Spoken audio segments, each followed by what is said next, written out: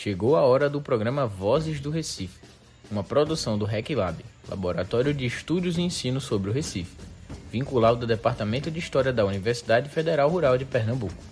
E aí, pessoal, tudo bem?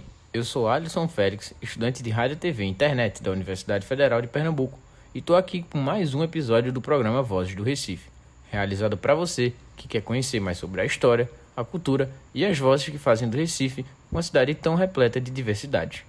No Vozes do Recife, a gente vai mergulhar em histórias que traduzem o que é o Recife hoje, compartilhar curiosidades e trazer reflexões para se pensar como nós queremos nossa cidade. Fique ligado na Rádio Universitária Paulo Freire. Hoje vamos conversar sobre o papel do patrimônio ferroviário no Recife. Para falar sobre o assunto, vamos conversar com o doutorando em História André Cardoso, com mediação do professor Jaime Guimarães Júnior. O historiador André Cardoso integra o Núcleo de Educação Patrimonial da Diretoria de Preservação do Patrimônio da Fundarp. É membro da direção do Comitê Brasileiro para a Conservação do Patrimônio Industrial, diretor regional da OCIP Amigos do Trem e idealizador do projeto Memória Ferroviária de Pernambuco. Atualmente, André é doutorando em História pela UFRPE. Então senta aí, prepara aquele café bem ao nosso sabor recifense e vem com a gente pelas histórias que fazem do Recife um lugar de muitas pesquisas geográficas. Olá, André, tudo bom? Como é que estão as coisas? Olá, Jaime, tudo bem? André, muito obrigado por ter participado aqui do nosso programa. Sei que você é um grande parceiro do RecLab e sempre participa das atividades do RecLab e não seria impossível não te convidar para falar sobre trem. E aí a gente tem agora, há pouco tempo, a musealização da estação do Brum, que fica no Recife Antigo, que é um atual Museu da Justiça, do Tribunal de Justiça de Pernambuco. Aí, antes de eu perguntar sobre isso, o que é esse tombamento, essa musealização, André, eu queria falar um pouco sobre o que é patrimônio cultural, porque ele foi tombado como patrimônio cultural, né? A estação do Brum. Que, para quem não sabe, a estação do Brum fica no Recife Antigo, do lado do Museu do Brum e da Prefeitura da cidade do Recife. Bem pertinho ali, é um prédio vermelho, não é isso, André? Vermelho, pintado de vermelho, chama bem a atenção para quem passa de carro. André, como é que fica o que é patrimônio cultural para os nossos ouvintes entenderem o que é? Primeiramente, saudações a todos e todas que nos ouvem, né? É uma oportunidade sempre muito boa de estar aqui junto com vocês, o RecLab, e discutir sobre o patrimônio cultural nosso, tão diverso, tão vasto. E hoje, mais especificamente, a gente falar sobre patrimônio ferroviário, né? Que tem para mim bastante caro, bastante faz parte da minha trajetória acadêmica, profissional, enfim. Mas um excelente ponto de partida é a gente trazer a ideia do que seria patrimônio cultural, né?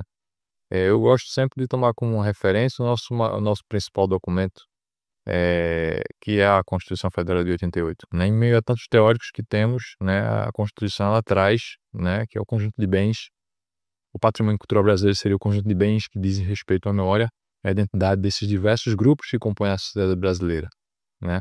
E, assim, a grosso modo, né, dá para tomar isso como referência em um nível estadual, em nível municipal, né, em um nível mais local, de uma comunidade menor, né? São essas referências culturais, né, que estão ligadas à nossa vida, ligadas à nossa identidade, à memória dos nossos antepassados, e que, claro, não estão estáticas no tempo, né? Elas continuamente passam por transformações, elas se atualizam, né?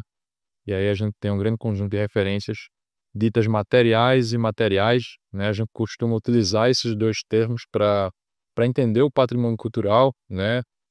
Partindo da perspectiva do que é mais perceptível nesses bens culturais, né? Quando a gente trata, por exemplo, de um bem ferroviário, como é o caso da estação do Brum e de tantas outras, a gente interpreta ela como um bem material, mas apenas para fins de estudo, de compreensão, de conhecimento, mas ela é completamente preenchida por imaterialidades que dão sentido a ela, né? Seja a sua história, seja o processo de sua operação, de sua implantação, né, das vidas que por ali circularam, né, e posteriormente também de quem fez aquele prédio está ativo e quem hoje o faz enquanto memorial de justiça, né? Então, patrimônio é um tema que tem sido cada vez mais discutido sob novas perspectivas, mas assim, o caminho, o mote principal seria esse, né, do que nos afeta enquanto patrimônio. E claro,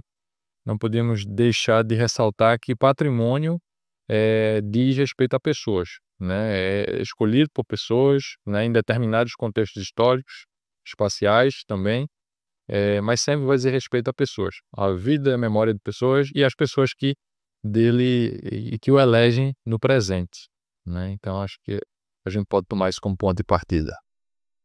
Olha, pensando nessa, desculpa atrapalhar, mas pensando nessa eleição, a estação do Brum, que é a estação de trem do Brum, ela foi uma escolha do TJPE, porque é o museu lá da Justiça, já estava nos olhos da pretensão já de ser protegida a partir de um tombamento.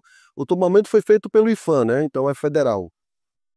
Isso, é um tombamento federal, né. A estação do Brum, ela foi a primeira estação da estrada de ferro Recife ao Limoeiro, né, uma estação construída inaugurada em 1881, era uma ferrovia que partia do Recife com destino à cidade de Limoeiro, né, tanto que a atual ponte do Limoeiro, né, antes de ser uma ponte rodoviária, ela foi uma ponte ferroviária, né, na sua origem. Aí a linha partia dali da estação do Brum, seguia pela antiga ponte do Limoeiro, eh, continuava seguindo a orientação da nossa atual Avenida Norte, né, cruzando os bairros de Casa Amarela, Macaxeira mais à frente, e chegando a Camaragibe, São Lourenço e seguindo o roteiro ainda hoje existente da linha Norte, né, a partir de Camaragibe, né. Eh, e aí a estação do Brum ela tem essa relevância, né, enquanto uma das mais antigas da capital pernambucana, ponto de partida de dos nossos primeiros troncos ferroviários. E esse tombamento, de fato, que a gente pode falar um pouquinho sobre o que seria, né, o tombamento, que é essa ferramenta, esse instrumento jurídico, né, que prevê algumas orientações para a proteção de bens de natureza material.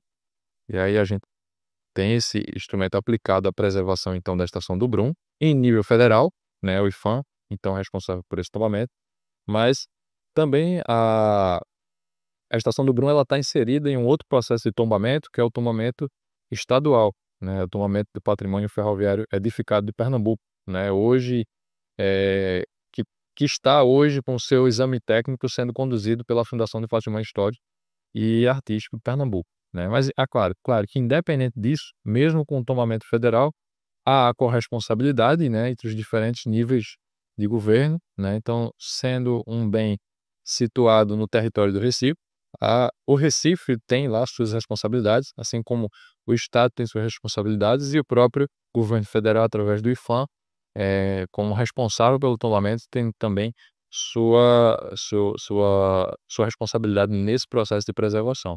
E sim, é uma estação que ela passou algum tempo sem uso, né, mas assim, já desde pelo menos a década de 90, salvo engano, ela funciona como um memorial de justiça de Pernambuco. Então é um importante espaço, museal e um importante acervo, né, a respeito de processos judiciais aqui do estado, lá disponível para consulta de vários pesquisadores.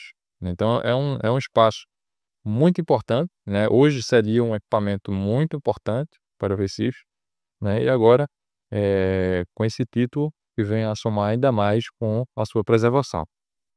Quem vai visitar, André, no caso, hoje é o Museu da Justiça, do Tribunal de Justiça de Pernambuco, consegue perceber esse prédio, essa estação de trem, ela ainda preserva as características originais? Sim, sim, além das suas características construtivas, eu diria que são mais, aquelas que mais marcam a estação ferroviária, né, como os próprios trilhos, há um pequeno trecho de trilhos, né, diante da plataforma, né, há diante da fachada principal, que fica inclusive voltada para fora para Pilar, né. Quando a gente vê a estação do Brum, a gente a princípio, né, da forma como as coisas estão hoje, né, como o espaço ele está organizado hoje, você nem percebe que aquele lado voltado para a avenida, acho que é a Avenida Militar, né, se não me engano, aquela que fica ali entre a estação e o Forte do Brum, Aquele era o lado por onde os trens chegavam, né, ali haviam linhas, um grande pátio que se formava e que se espalhava também para as áreas de porto do Recife. A entrada principal para os passageiros na estação era aquela fachada que está hoje voltada para as estruturas da antiga fábrica Pilar, né. Que a gente não vê passando de carro. Geralmente a fachada principal é a mais bonita, né, que é a entrada, é o chamado.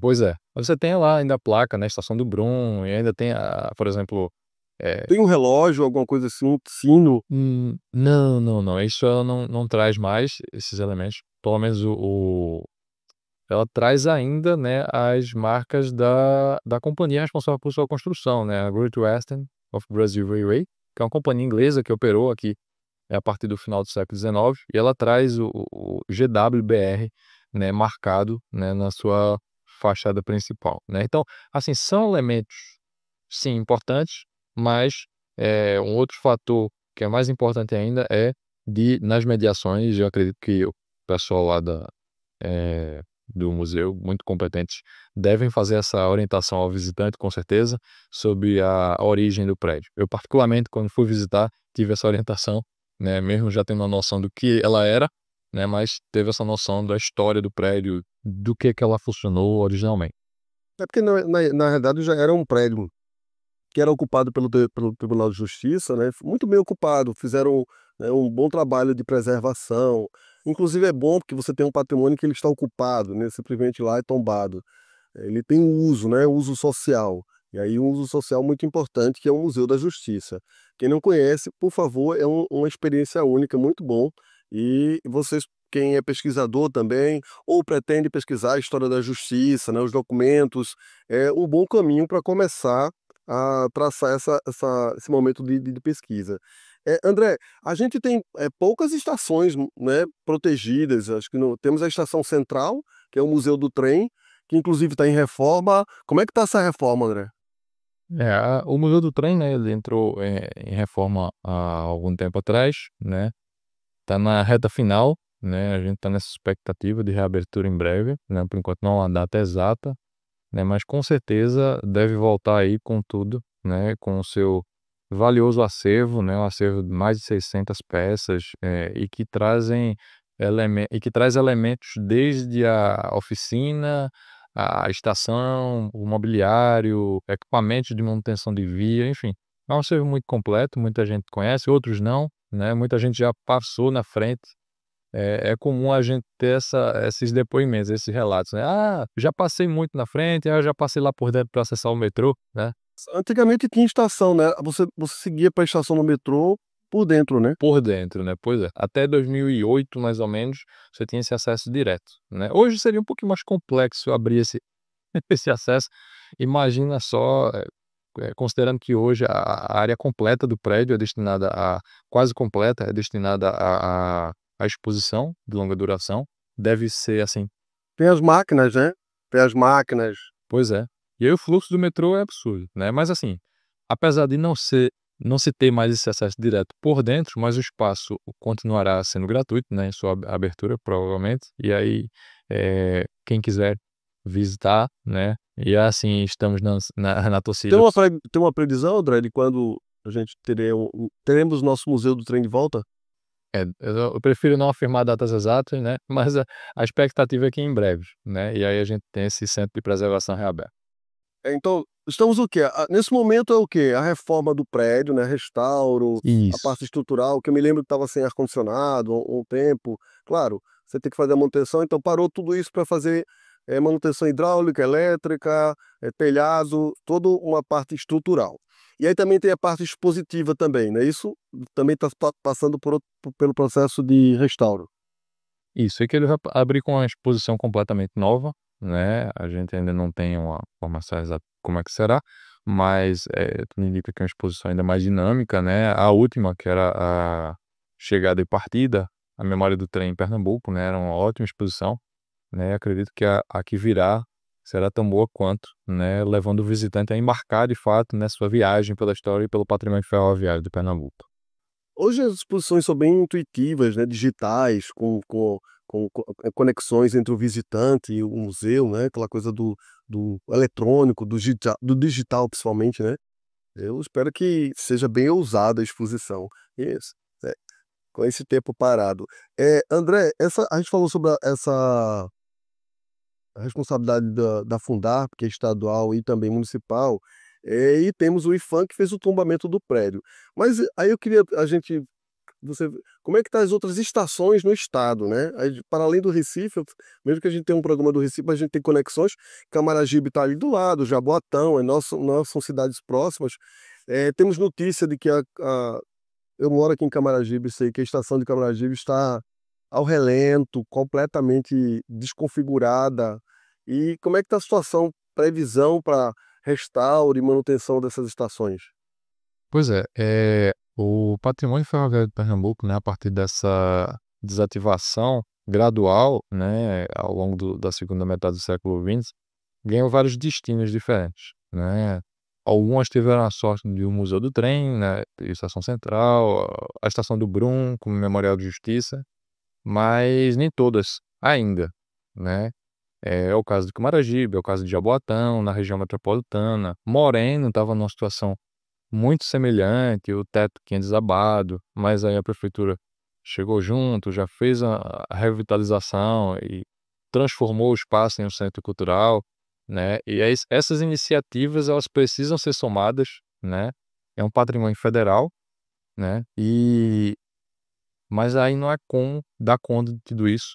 É necessário que essas iniciativas por parte de prefeituras, de instituições privadas e tantas outras eh, ocorram, né, para garantir que todo esse conjunto, né, complexo de edificações possa então ser preservado, né. Assim como a gente tem muito bons exemplos aqui na capital, a gente também tem outros bons exemplos no interior que a gente pode falar também com mais calma de cada um deles. É, a gente estava falando das estações que foram abandonadas, né, todo o sistema foi abandonado, mas assim, eu acho que eu fiquei sentindo falta na pergunta de como é que esse sistema aconteceu. Século XIX teve o boom, aí século XX, logo 50 anos depois, é isso? Como é que funcionou? Conta essa história, né, desde o auge ao declínio dessa rede ferroviária. É uma história longa, complexa, eu vou tentar sintetizá-la, né, em algumas palavras. Final do século XIX a gente tem, o início desse auge ferroviário em Pernambuco, em outros estados, do Brasil. Na década de 50, mais especificamente, a gente tem a construção da primeira estrada de ferro, no Brasil, em 1854, no Rio de Janeiro, e 4 anos depois a gente tem a segunda ferrovia brasileira aqui em Pernambuco, né, conectando o Recife ao Cabo de Santo Agostinho, né, a então Vila do Cabo, na época, né. E a construção dessas primeiras ferrovias, ela foi, movida, né, ela foi impulsionada pela carga então existente, principalmente o açúcar, né, e posteriormente o algodão, depois o transporte de animais, etc. E claro, embora que muitos ressaltem a importância da carga, né, para garantir esse tráfego, a gente teve um transporte de passageiros sempre muito presente, né, sempre representando uma boa porcentagem do que era transportado por ferrovia, né. E essas linhas elas começaram a partir dessa primeira estrada de ferro, que era a Recife ao São Francisco. O objetivo era ligar a capital pernambucana ao Rio São Francisco, objetivo que depois foi abandonado. A linha chegou até Garanhuns, né, com um prolongamento a partir de Palmares. Essa foi o primeiro tronco ferroviário de Pernambuco. Aí depois a gente tem na década de 80 o que se tornou o tronco norte, a estrada de ferro Recife-Olingoela, já construída por uma outra companhia, né. Essa primeira ferrovia para o cabo era uma companhia inglesa, mas não era a Great Western, era a própria Recife and São Francisco Railway. E aí por que que eu estou dizendo isso? É comum a gente observar em alguns textos, enfim, em alguns comentários de que a Great Western, por ter sido a companhia que mais tempo operou aqui em Pernambuco, ela construiu tudo. Na verdade ela só construiu a estrada de ferro Limoeiro Recife a Limoeiro e, alguns prolongamentos no interior do estado, né, como é o caso da linha Centro, que ela já vai pegar ali em Itacaimbó e prolonga até Afogados da Engazeira. Alguns ramais ela chegou a ampliar também, mas enfim, ela teve uma atuação marcante, mas não foi responsável pela construção de tudo. E aí a gente tem, por exemplo, a construção da estatal Estrada de Ferro, Recife a Caruaru, posteriormente tornou-se Estrada de Ferro Central de Pernambuco, ligando o Recife ao Agreste Central, posteriormente ao Sertão. Enfim, a gente tem 3 troncos se espalhando a partir de Recife no sentido de noroeste, oeste e sudoeste, né, e que vão conectando as matas, os agrestes, os sertões, à capital pernambucana gradativamente, né. E sempre movidos por a princípio, por essas cargas, pelo transporte de passageiros, elas foram moldando territórios, foram transformando pequenas povoações, cidades, estabelecendo novas rotas comerciais, né. E aí, seguindo o contexto nacional, né, e aí eu já faço um pulo já aqui para o século XX, a o foco no transporte rodoviário, né, e a desvalorização da ferrovia foi o que causou, né, eu diria que o abandono desse grande sistema estabelecido aqui em Pernambuco, né. Isso se intensifica a partir da década de 50, 60, 70 e aí ao final do século XX a gente tem um sistema completamente sucateado. Ainda tem as privatizações na década de 90, diria que foram, no para o caso aqui de Pernambuco, foi o golpe final, né, uma vez que a partir dessa privatização, a dentro de poucos anos, o transporte de cargas que ainda se mantinha, ele foi completamente desativado, as linhas elas entraram em completo abandono, né, e hoje a gente tem um transporte ferroviário no estado resumido à região metropolitana, o que é operado pela Companhia Brasileira de Trens Urbanos, a CBTU, com o metrô do Recife, né, implantado na década de 80, e com os VLTs e os trens a diesel que completam o sistema de trens urbanos aqui na região metropolitana, né. Só para os nossos ouvintes entenderem, a gente tinha trem, os trens eram para carga, mas especificamente também respondiam a parte de passageiros para o interior. Eu sou numa época que pegou o trem para São Severino do Ramos, em Paudalho. Era um evento, né? Você tem que ir para a festa de São Severino do Ramos e o trem parava exatamente na frente, então tem uma estação na frente da igreja, né? Da igreja lá de São Severino do Ramos. É muito utilizado também para o trem do forró nos anos 90, acho que 2000, né, trem do forró. Acho que até pouco tempo, acho que o Cabo ainda tem o trem do forró, acho que é um trecho pequeno, é isso, André? Tem 35 anos do trem do forró esse ano, inclusive, hein. Quando ele deixou de ir para Caruaru, mas continua fazendo o percurso para o Cabo, né, desde 2000, né, e Recife, Cabo ainda existe. Curiosamente, o primeiro trecho ferroviário inaugurado em Pernambuco é o que ainda se mantém com o trem do forró. Então a gente tem as linhas de metrô, né, do oeste e de sul, a linha sul, né, que faz conexão na Joana Bezerra, mas paralela à linha sul ainda existe a linha sul de trem. Acho que está um lado do outro, isso ainda existe? Isso.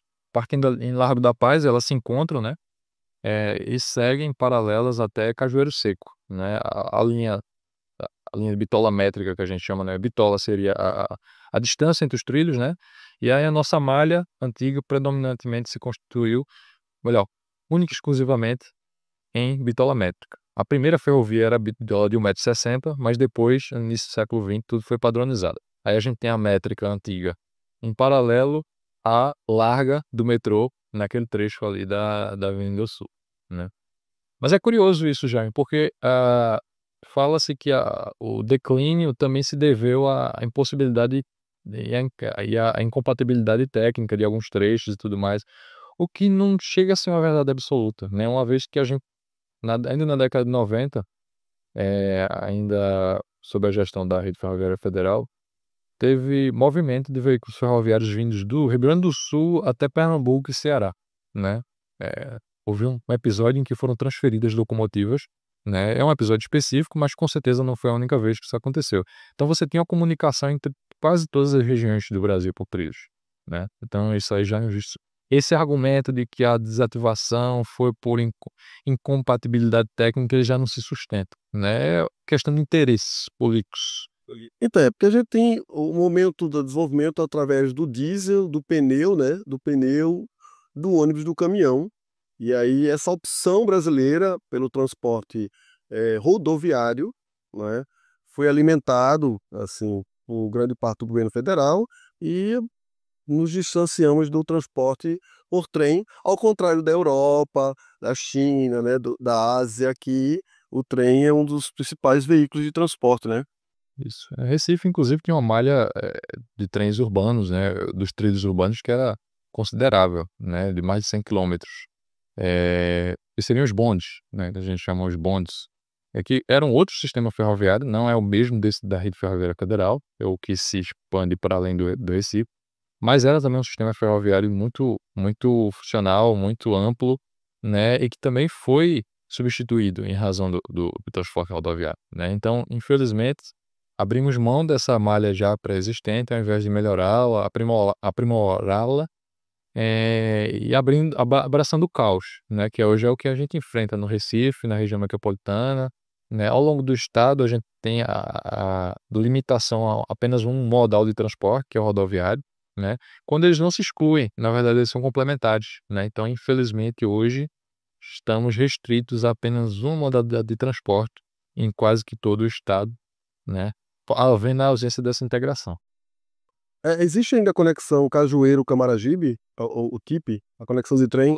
A linha ainda existe, né, embora com alguns danos em alguns pontos, mas ainda existe, né, inclusive seguindo para São Lourenço, né, inclusive é uma área, são municípios que hoje enfrentam problemas nítidos de interligação de transporte e tem linhas férreas se conectando, né. Você vindo de São Lourenço de Camaragibe, né, para ir pra Zona Sul, ou você vai de ônibus, faz aquele arrodeio todo, ou pega o metrô, vai para ali, faz aquele arrodeio todo, não poderia ir direto do trem, né, enfim, mas as opções não foram essas.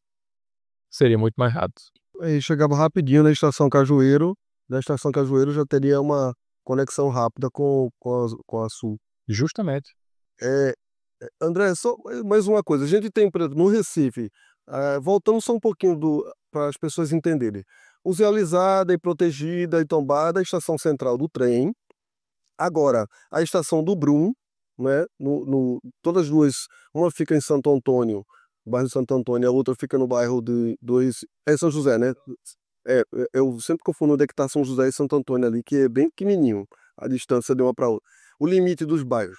Então, São José, bem ao lado da Casa da Cultura, margeando o Rio Capibaribe, e a estação do Brum, e aí mais uma outra estação que ela foi patrimonializada aqui na região, no Recife ou região metropolitana. Em Recife, mais precisamente, a gente tem o conjunto ferroviário de Werneck, né, que hoje é operacional ainda, embora não tenha um processo totalmente concluído, mas ele está dentro do processo estadual, né, que ainda está em curso. E, eh, dentro do Porque eu Recife, acho que eles não tem nenhuma estação. Aquela que tinha Estelita ali foi completamente demolido, né? assim, e a gente tem o conjunto ferroviário de 5 pontas naquela região, né, que assim, ele tem uma estação ainda, a antiga estação de 5 pontas, a primitiva, ela foi demolida para construção do viaduto das 5 pontas, né, que não é nem primitiva, é a segunda, né, a primeira mesmo construída na década de 1850, ela foi substituída em sua função, no final do século XIX ainda, pela que foi demolida na década de 60 para construir o viaduto. Demoliu-se o viaduto, na época da construção do metrô, na década de 80, precisou-se reativar uma estação em 5 pontas para dar conta do tráfego ali de trens. E aí construiu-se uma nova naquela época e que é a que perdura até hoje, né, com alguns outros elementos do patrimônio ferroviário existentes, como oficinas, como, casa de força, enfim. O complexo de ferroviário de 5 pontas, ele é muito grande, abarcava vários elementos e, de fato, não dá para esquecer disso. É tão importante que foi ponto de partida da nossa primeira ferrovia, né. Porque aí Recife Cabo foi naquele ponto ali, né? Nos 5 pontas até o Cabo e vice-versa. Ponto de partida do trem de forró logo mais também, daqui a um mês. Eu, eu imagino. Era o ponto de partida Recife e Caruaru, né? Para o trem do forró. Quem nunca não soube disso, que existia um trem do forró de Recife para Caruaru, a chegada em Caruaru era uma festa, a viagem inteira era uma festa, a partida era uma festa, ele era emblemático, né? Esse evento do trem do forró. Deve ter vídeos, né, fotos e imagens na internet, se vocês quiserem dar uma olhada aí, trem do forró do Recife, dá para recordar, nossos ouvintes quiser dar uma olhada de como que era. Tem muitas reportagens sobre o trem do forró. André, eu queria pegar esses minutinhos para falar sobre a importância desse patrimônio ferroviário e o quanto o teu grupo, assim, os amigos do trem, não é isso? Trabalham com essa memória, tentando manter essa memória viva. Fala um pouquinho desses amigos do trem. O Movimento Nacional Amigos do Trem, né, é uma entidade sem fins lucrativos que se constituiu no início dos anos 2000 em Minas Gerais. E aí ela abre uma regional aqui em Pernambuco no ano 2013. E aí essa regional, claro, ela foi criada por pessoas que já lutavam pelos mesmos ideais da preservação aqui muito antes da constituição da regional da ONG, né? Então, é com essas pessoas, né, dentre as quais me incluo, que a gente organiza a regional aqui em 2013 e começa a desenvolver algumas ações voltadas a essa preservação do patrimônio e da memória ferroviária. Algumas caminhadas, que é a caminhada nos trilhos da história, que era uma forma de levar a população a conhecer o patrimônio ferroviário.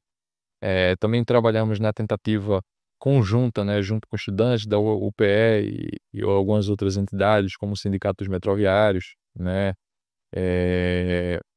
tentar a reativação, né, do trecho ferroviário do TIP até Nazaré da Mata, né, para facilitar a conexão, o transporte das pessoas que vão para aquela região e dependem exclusivamente do ônibus, né.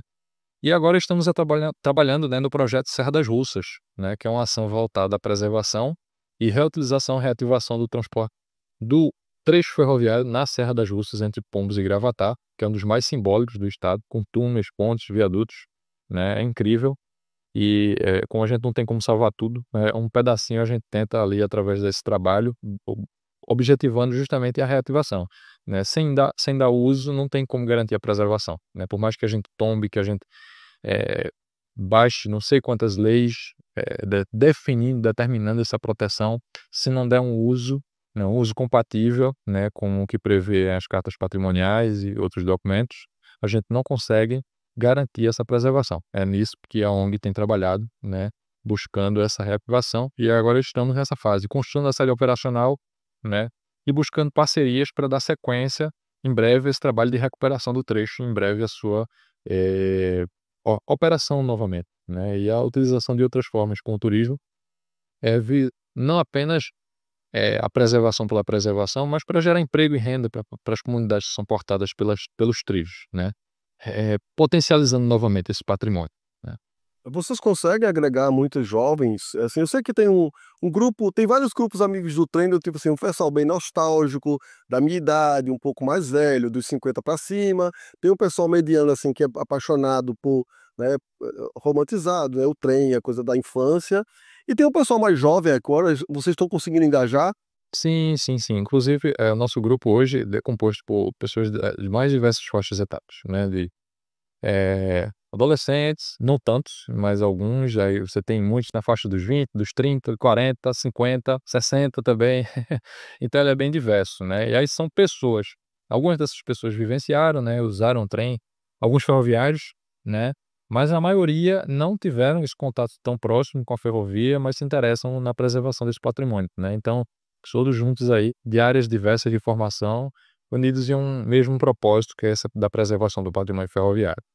André, voltando, eu queria falar sobre as perspectivas, novas perspectivas, né, para essa malha ferroviária tão importante para o Nordeste, para o Brasil, para Recife, né? A gente tem um posto que era intensamente, né, utilizado, e aí essa malha ferroviária foi imprescindível para o desenvolvimento da cidade, do Recife e também da região Nordeste. E aí essa malha, eu vou dizer aposentada, ou trocada, ou sucateada. E aí, qual a perspectiva para o futuro, né? Como é que você está vendo aí as novas, né, decisões, né, do governo federal, estadual, essa conexão para uma nova malha ferroviária ou aproveitar essa que nós temos? No momento a gente tem a iniciativa da continuidade, né, da Transnordestina, né, o trecho pernambucano, né, que havia ficado de fora, havia sido cortado, e a sua retomada, né, partindo de Salgueiro, né, para Suape, né, considerando, claro, que há um trecho que já está praticamente concluído de Salgueiro até Custódia, ali pertinho de Arco Verde. E aí, assim, é importante essa retomada, né, eu espero que de fato ocorra a conclusão desse ramal, né, e a sua operação, eu acredito que vai contribuir bastante, né, para o deslocamento de grandes cargas e até aliviar, né, a carga sobre as rodovias, né. E assim, Tem alguma intenção de passageiro, André, para passageiro também nessa mesma linha? Não, ela é pensada para o transporte de cargas, né, a Nova Transnordestina, mas assim, seria interessante, né, que se colocasse um planejamento, né, e as gestões colocassem em seu planejamento a reativação, né, a retomada desses antigos trechos para o transporte regular de passageiros, né, mesmo que não na extensão completa das linhas, né, isso aí, claro, se um trecho específico ou todo, isso ia depender, claro, de estudos de viabilidade técnica e tudo mais, demanda a gente sabe que tem, né, mas, por exemplo, a conexão regional entre alguns dos pontos que eram atendidos por ferrovia, né, e que por esse serviço de ferrovia, em um determinado momento, esses centros eles se expandiram e podiam voltar a ser atendidos pelos trilhos, né. O caso da conexão entre Recife e Carpina, por exemplo, né. Isso, passa em Camaragibe, São Lourenço. A conexão, só para a gente entender, seria de Cajueiro, que aí seria a estação, ou de lá do Recife, do Cinco Pontas? Teria como seria do Cinco Pontas até Cajueiro, Cajueiro. Tem essas opções, né, tem ambas opções e também tem a opção do próprio terminal integrado, hoje de passageiros, que tem uma estação, eh, ferroviária, né, integrada, né, ali ao terminal rodoviário, à estação do metrô, e que poderia tá tudo pronto, década de 80 tá lá, né, pronto para funcionar, né. Hoje a gente tem, a necessidade em alguns investimentos na retomada, na recuperação da faixa de domínio, a gente teve a expansão urbana, a gente tem alguns problemas, mas, nada de outro mundo, não são coisas que não impossíveis de serem superadas, né, e considerando que o benefício dessa reativação seria muito grande, né. Recife Carpina, Recife Palmares, Recife Vitória, são apenas alguns dos caminhos, algumas das possibilidades. E claro, a operação turística de algum desses trechos também, né, considerando o potencial paisagístico, patrimonial que a gente tem, né, a necessidade de se explorar outras atividades econômicas, né. Então a gente teria um modal extremamente ativo, hoje necessário, né, o modal do trem, seria umas adaptações. Você acha que é possível fazer, claro, com investimento bom, mas a linha ainda existe, né, do terminal integrado de passageiros até Carpina, a linha ainda existe, né? É possível não sei, fazer alguma limpeza, algumas modificações, adaptações? Isso, há algumas eu diria, intervenções, né, alguns pontos onde tem obstruções, né, construções irregulares, a questão da pontual de roubo de trilhos, né, mas isso aí, identificar todos esses problemas, né, que vieram ao longo dos últimos anos, demandaria uma inspeção, um trabalho, eh mais cuidadoso, mais cauteloso e de verificação da condição desses trechos, né. Pode parecer até um investimento alto, eu não saberia dizer em quanto seria, né, mas com certeza seria de grande benefício para o estado, né, como um todo, né. Porque ou seja, com certeza, uma vez que você, traz uma outra opção de deslocamento, você desafoga a rodovia, você abre a opção para o turismo, né, sobre trilhos também, né, uma vez que você ativa esse trecho, e ele está lá operando comercialmente, você pode inserir um trem turístico, né, para voltar a circular lá por São Severino dos Ramos, para Carpina, no São João, assim. Pois é, os estudantes de Nazaré da E aí Mata, tem, se for né. para Garanhuns, a gente conseguiria botar o FIG lá, né, o pessoal ir de trem para Festival do Pois é. Inverno. Ali a situação é um pouco mais complicada, porque havia uma linha, né, que partia até lá e ela foi extinta, né, durante a ditadura militar, e completamente removida, né, que era o ramal de Garanhuns, né. Mas assim, tem muitos outros destinos, muitos outros pontos que ainda tem a faixa de domínio e poderia ser sim retomada, né, considerando esse potencial, né. E na própria Recife, né, a gente tem dentro da cidade alguns trechos que são, subutilizados, eu diria, não inutilizados, mas subutilizados, né, que é o caso da ligação com Cinco Pontas, né, do Largo da Paz para Cinco Pontas, para a região do Porto do Recife. A gente tem o trecho ali que vai de Werneck até Tancredo Neves, passando por dentro do Ibura. Hoje é um trecho que é ativo, ele funciona, trens circulam por lá, mas apenas para se deslocando para a oficina, para fazer manutenção. Então você reativando isso aí para o transporte de passageiros também seria algo de grande benefício, e tantos outros, né? O benefício é grande, está aí, o potencial é gigante, né? Basta que alguém tire do papel. Eu falei agora há pouco, André, sobre limpeza e reestruturação dessas linhas, no caso, tentar verificar a viabilidade técnica de um trem passar, porque tem a segurança também, né? Porque você vai passar uma máquina daquela, tem trânsito, muito trânsito no meio do caminho, em Camaragibe a linha passa bem no meio da avenida principal. A gente tem uma situação bem particular, mas bem corriqueira, acho que no Brasil, a ocupação dessas linhas, né, por moradias. Tem uma comunidade que está passando agora por uma situação de removido, tem que ser removida, que é a comunidade da linha que fica no Ibura, que é aquele ramal do aeroporto. Que ele é muito usado também para carga, né? É, do aeroporto para a área de distribuição para o interior. E aí eu fico pensando o seguinte, isso também tem que gerar muita parceria entre Ministério Público, Prefeitura, para, assim, um acesso à assistência social, né, moradia, a gente tem um déficit de moradia muito grande. E a gente conversando com o pessoal da comunidade da linha, eu estive com eles sentem a necessidade de realmente desocupar a área, é extremamente inseguro você ter uma casa a 30 centímetros do trem, que eles estão a 30 centímetros do trem. Então, em Camaragibe, a gente já vê algumas casas em cima da linha do trem. Acho que São Lourenço também, então eu sei, a gente sabe que vai ter. Mas esse diálogo vai dar trabalho, né? O que você acha sobre isso? É como eu te disse, o trabalho e o investimento ele parece, muito vultuoso, mas o retorno ele é muito maior, né. É possível relocar essas populações, né, que estão, ocupando essa área, né. Até os próprios que já moram próximos serão beneficiados, né, considerando uma reativação para o transporte de passageiros. Com certeza essas comunidades elas enfrentam também o desafio do transporte, além de já enfrentar o transporte da moradia precária, né, enfrentam também o desafio de que todo mundo enfrenta da mobilidade, que é bem conturbada, né. É é um força-tarefa, né, é desafiador, mas, eh, no final das contas seria de grande benefício, né, essa reativação, essa reestruturação, né, claro, garantindo que todos tenham o seu direito à moradia, mas também o seu direito, ao deslocamento, né, garantidos realmente, com qualidade, com eficiência.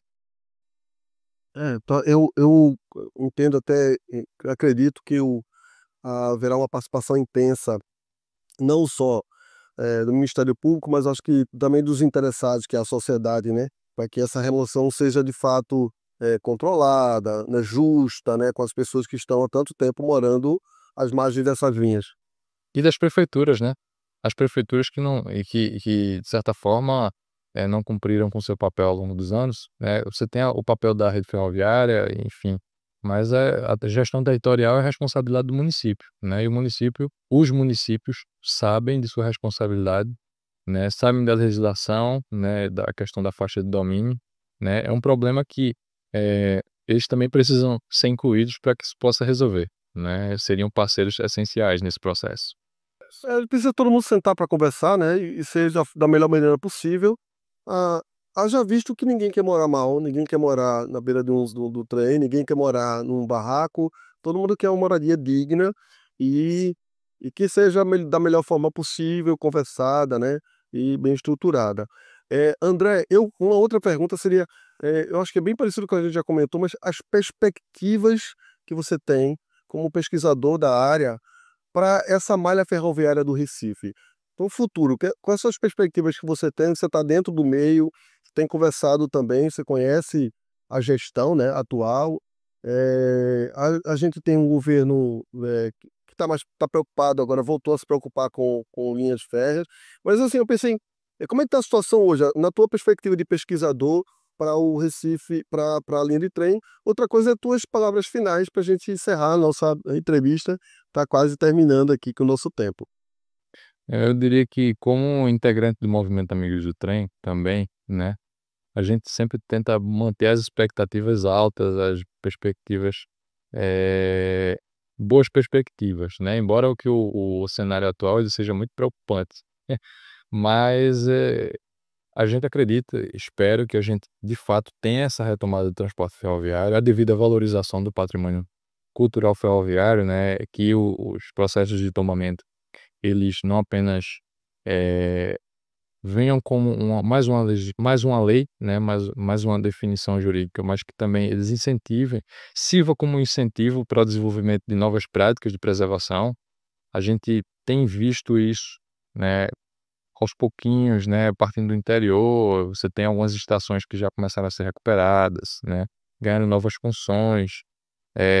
Recentemente, vou dar alguns exemplos, na Mata Sul, a estação de Jaqueira, por exemplo, o município na Mata Sul, né, que vai receber uma exposição da Fundafc nos próximos dias, né, a exposição Patrimônios de Pernambuco, tornou-se um importante equipamento cultural do município, né, foi recuperada, né, está sendo gerenciada lá pelo município. São pequenos exemplos como esse que mostram um pouquinho desse grande potencial, né, eu acredito que esse é o caminho, né, é necessário garantir um uso, é necessário buscar por essa reativação, né, uma vez que há demanda, há necessidade, né, mas é isso. Isso precisa ser incluído no planejamento local, no planejamento regional e, claro, a demonstração de interesse por parte das gestões já é um ponto de partida bem interessante. Mas, assim, o assunto é grande, né, você já falou na questão das palavras finais, né, eu vou convidar a todos que nos assistem a acompanhar as redes sociais do Amigos do Trem aqui em Pernambuco, né, Projeto Serra das Russas, @Projeto Serra das Russas, para entender um pouquinho mais como é que está sendo esse trabalho lá em Gravatar. É, eu também sou responsável pelo projeto Memória Ferroviária de Pernambuco, né, que tem página no Instagram, no Facebook, né, um canal no YouTube, e aí vocês podem seguir lá também, né, com mais informações sobre esse patrimônio, né, sobre a nossa memória ferroviária, né, são formas de divulgar e manter essa memória viva, essa memória ativa, né, e claro, em outras oportunidades, junto ao Reclab, em outros eventos, com certeza a gente se encontra para falar um pouco mais desse tema que é tão importante para a gente debater. E aí nessa oportunidade, gostaria de parabenizar, né, a Reclab, né, pela iniciativa, né, de trazer esses debates tão importantes aqui, né, e claro, parabenizar também a Rádio Paulo Freire por abrir esse espaço, né, parabéns Jaime, parabéns professora Mariana, né, toda a equipe por essa iniciativa. Encerrando, André, a gente conversa bem próximo, daqui a alguns dias a gente volta aqui a conversar na Rádio Paulo Freire. Agradecemos muito a sua presença, um grande abraço e até o próximo episódio do Vozes do Recife. Antes de finalizar o nosso programa de hoje, fique com uma dica especial para você que quer conhecer um pouco mais da história do Recife, na voz da graduanda em História da UFRPE, Lídia Souza. O Fica a Dica de hoje também apresenta o Memorial da Justiça de Pernambuco. Localizado na Avenida Militar, no bairro do Recife, o espaço funciona como centro de pesquisa e de educativo, abordando a atuação da justiça no Estado por meio de temas como a escravidão, a capoeira e o cangaço. O memorial está instalado na antiga Estação Brum, que recentemente se tornou o primeiro patrimônio ferroviário de Pernambuco a ser tombado pelo IPHAN. O funcionamento é de segunda a sexta, das 1 da tarde às 5 da tarde, e às sextas-feiras são realizadas visitas guiadas ao Palácio da Justiça, com inscrições disponíveis no link da bio do Instagram, @memorialtjpe.